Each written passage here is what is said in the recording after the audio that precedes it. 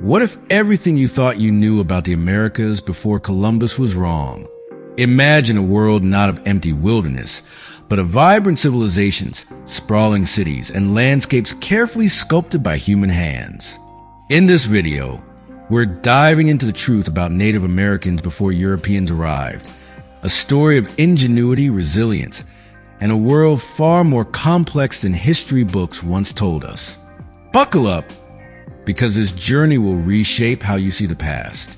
Picture a vast continent teeming with life, not just scattered tribes, but a population that could have rivaled Europe's at the time, potentially 100 million strong. For decades, we clung to lowball estimates, thinking the Americas were sparsely populated. But new archaeological digs, genetic studies, and re-examined records paint a different picture. The first humans didn't just stroll across the Bering Strait 13,000 years ago in a single migration. No, they came in waves, some by land, others by boat, possibly from as far as Polynesia. Evidence from sites like Monte Verde in Chile pushes human presence back to at least 18,500 years ago, maybe even earlier. This wasn't a trickle of nomads. It was a flood of cultures, spreading and thriving long before anyone imagined. Now, let's talk about the land itself. The Americas weren't a pristine wilderness waiting for European plows. Native peoples were master gardeners of entire ecosystems. They used fire like a painter uses a brush, burning forests to create grasslands that lured deer and bison. The Amazon rainforest, parts of it were orchards, cultivated with fruit trees and crops like manioc. The Mayans didn't just live in their jungles. They shaped them, building terraces and canals to feed millions. When Europeans arrived, they saw untamed nature, but they were walking through a continent that had been manicured for millennia. The tragedy? They didn't recognize it, partly because disease had already begun rewriting the story. Disease, that's the shadow looming over this tale. Smallpox, measles, and other European pathogens didn't wait for conquistadors to march inland. They raced ahead, carried by trade routes and fleeing survivors, wiping out entire communities before Europeans even saw them. Some estimates suggest 90% of native populations perished, not from swords or guns, but from invisible microbes.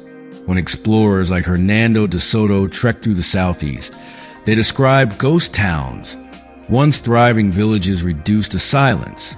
This wasn't warfare's doing.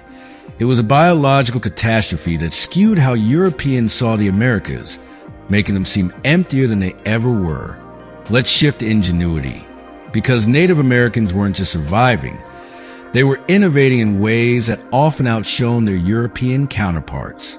Take corn or maize, a humble grass transformed through centuries of selective breeding into a staple that fed empires. The Olmec, Maya, and Inca didn't just grow food.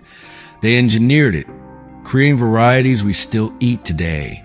Their agricultural prowess supported cities like Cahokia, near modern-day St. Louis, where 20,000 people lived around earthen pyramids as grand as anything in Egypt.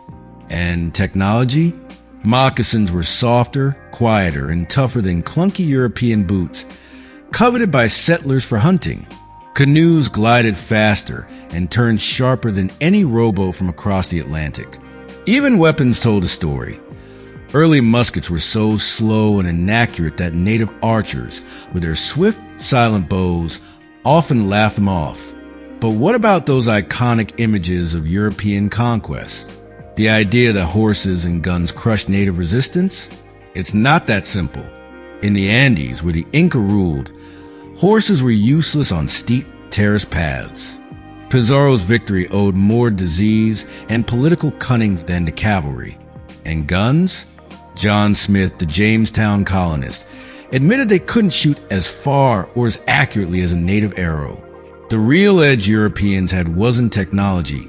It was immunity or a lack thereof on the native side. This wasn't a clash of primitives versus moderns. It was a meeting of sophisticated societies, one which carried an unintentional weapon that changed everything. Now, Let's zoom out to the big picture. Native Americans weren't just players in their environment. They were keystone species, shaping the land so deeply that their decline rewrote the continent's ecology. When populations crashed from disease, bison herds exploded, no longer hunted to balance. Forests regrew over abandoned fields, making the Americas look wilder than newcomers. Passenger pigeons, once kept in check, darkened the skies in unimaginable flocks. Europeans arrived in a world already transformed, mistaking for untouched nature. They claimed the land wasn't used, ignoring the centuries of care that had made it what it was. This story isn't just about correcting old myths.